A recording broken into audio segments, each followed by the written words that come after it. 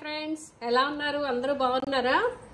చాలా రోజుల తర్వాత మీ అందరికీ ఎంతో రుచికరమైన మన తెలుగువారి ఎంతో ఇష్టమైనటువంటి దోసకాయ ఎలా కలుపుకోవాలో చూపిస్తున్నాను.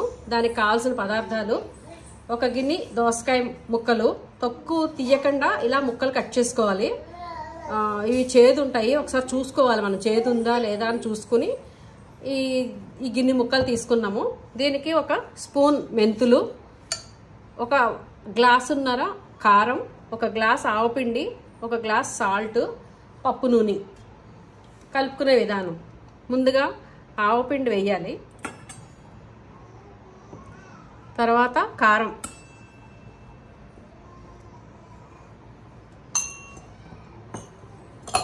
సాల్ట్, 1 స్పూన్ మెంతులు వేసి ముందు బాగా కలపాలి దీన్ని.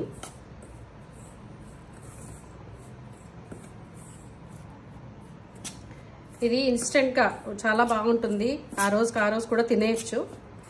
చాలా రుచిగా ఉంటుంది, నిల్వ ఉంటుంది, మీకు ఎన్ని రోజులైనా కూడా పాడవదు. ఆవపిండి, ఉప్పు, కారం, మెంతులు అన్నీ బాగా కలిసేదాకా కలుపుకోవాలి. ఇప్పుడు బాగా కలిసిపోయిన తర్వాత దీంట్లో ఈ దోసకాయ ముక్కలు వేసేయాలి. తడి లేకుండా చూసుకోవాలి.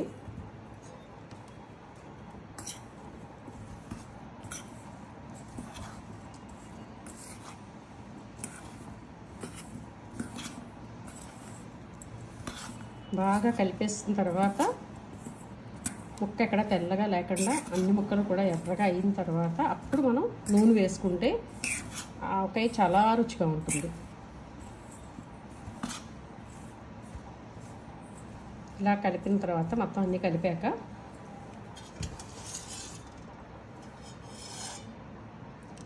ఈ దోసకాయకి పప్పు నూనె అయితేనే చాలా బాగుంటుంది.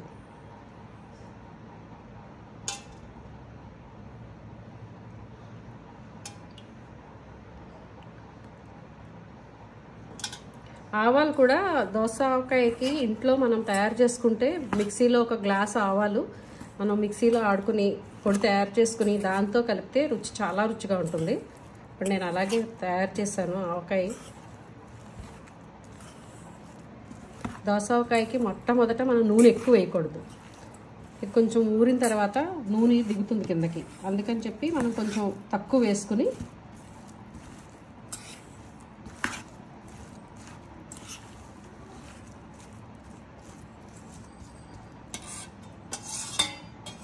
పైన ఇలా వేసేసుకుని వదిలేసుకుంటే చాలా ఊరిన తర్వాత మంచి రుచి వస్తుంది.